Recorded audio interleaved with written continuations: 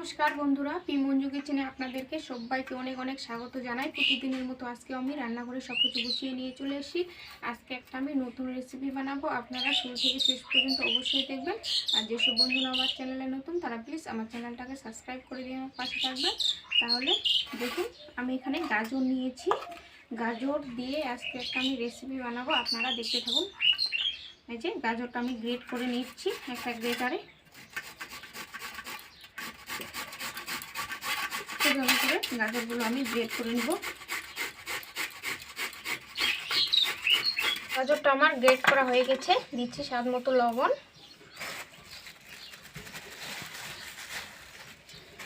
আর দেব চিনি। খুব ভালো করে এবারে আমি মিশিয়ে নেব, গাজর আর চিনিটাকে মিক্স করে নেব। সাধারণত গাজর ভিটামিন, কাঁচা খাওয়া যায়, তার জন্য আমি এটা আর ভাজলাম না, এভাবে বানাবো। এটা বেশি খেতে সুস্বাদু হয়।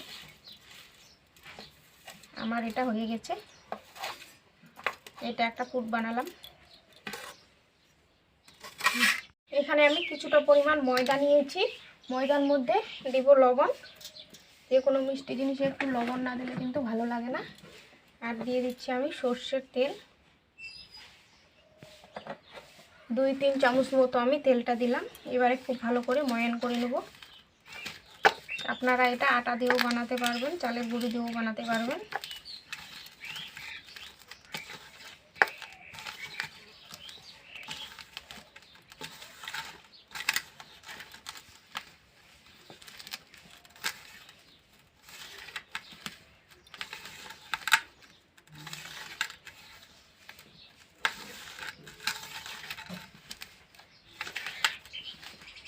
আমার ময়ান করা হয়ে গেছে। এবারে আমি একটু একটু করে জল দিয়ে, যে ময়ান করা হয়ে গেছে, একটু একটু করে জল দিয়ে আমি একটা ডো বানিয়ে নেব।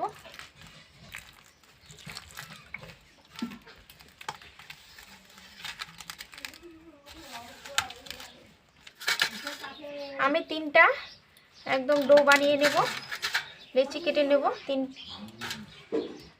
একটু কালার করব, তার জন্য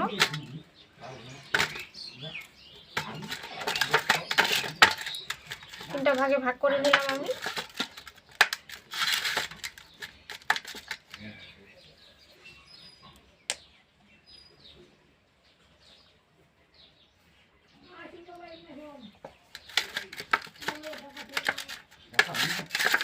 খুব ভালো করে আমি কালারটা মিশিয়ে নেব।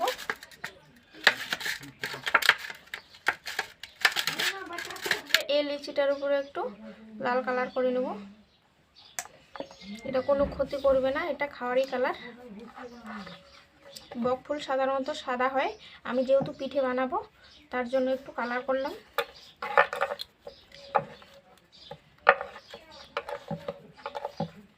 খুব ভালো করে এবার আমি মিশিয়ে নেব।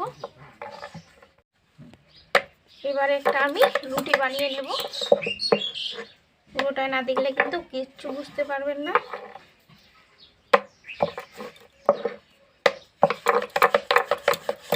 কালারটা দেখুন বন্ধুরা, কত সুন্দর লাগছে, লাল সাদা।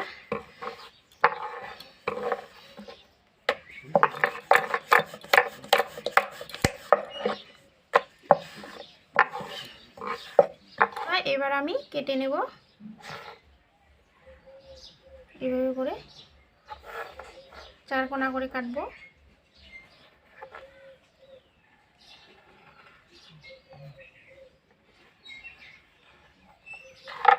এগুলা আবার আমি ডো বানিয়ে আবার এরকম বানিয়ে নেব। এই যে এবারে আমি যে পুরটা বানিয়েছিলাম গাজরের, সেটা আমি দিয়ে দেব এভাবে করে।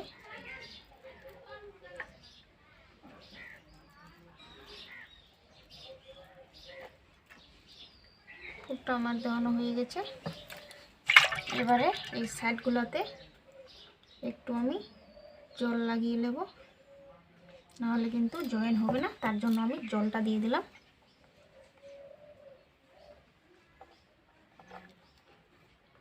এই সাইডগুলো একটু চিপে চিপে দিতে হবে।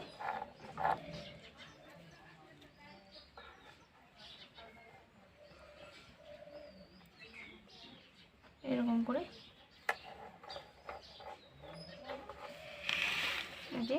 যে বন্ধুরা আমি চিরুনি দিয়ে এইভাবে নতুন চিরুনি, এটা চিরুনি দিয়ে সাইডগুলো একটু ডিজাইন করে নেব।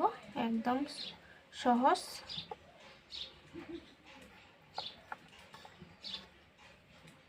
একদম ডিজাইনটা পুরোপুরি হয়ে গেছে। এবারে চিরুনির যেটা আছে আপনারা কাঁটা চামচ দিয়েও বানাতে পারবেন। এভাবে করে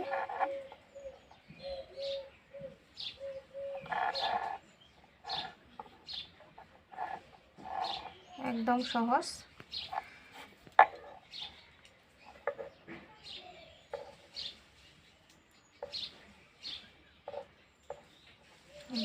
হয়ে গেছে কত সুন্দর। আর মাছ বরাবর এভাবে আমি কেটে দেব। এই সাইডটা এদিকে আমি মুড়ে দেব আর এই সাইডটা এদিকে। দেখুন কত সুন্দর বকফুল পিঠাটা আমার হয়ে গেছে, একদম রেডি। এইভাবে করে আমি সব কালারের পিঠেগুলো বানিয়ে নেব। সবগুলাই বানিয়ে নিয়েছি। এই যে থালার মধ্যে সব কালারগুলো। কেমন লাগছে পিঠেগুলো বন্ধুরা? উনুনটা আমি জ্বালিয়ে নিয়েছি আর কড়াইয়ের মধ্যে তেলও দিয়েছি। তেলটা আমার গরম হয়ে গেছে। এবারে আমি পিঠেগুলো এক এক করে তেলের মধ্যে ছেড়ে দিব, ভেজে নেব। একবারে দুটো ভাজতে হবে, তার বেশি ভাজা যাবে না। লেগে যাচ্ছে না কিন্তু ভিতরে।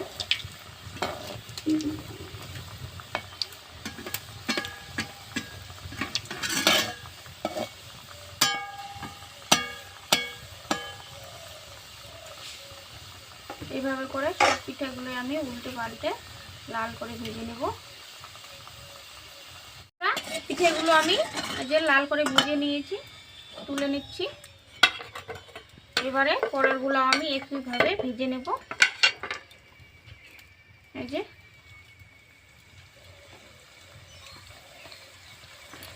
দুটো করে ভাজবো, একইভাবে উল্টে পাল্টে লাল করে ভেজে নেব।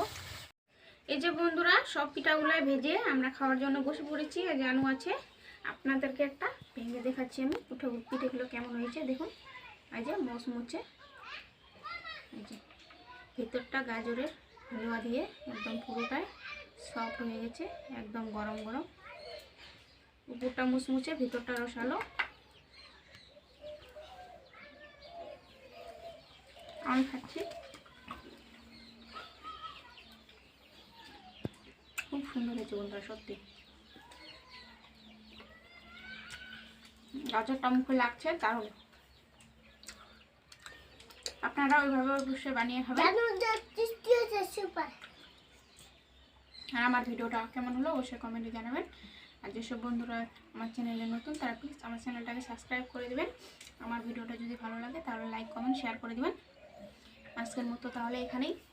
আগামীকাল নতুন একটা রেসিপি নিয়ে আসবো। সবাই ভালো থাকবেন, সুস্থ থাকবেন, টাটা।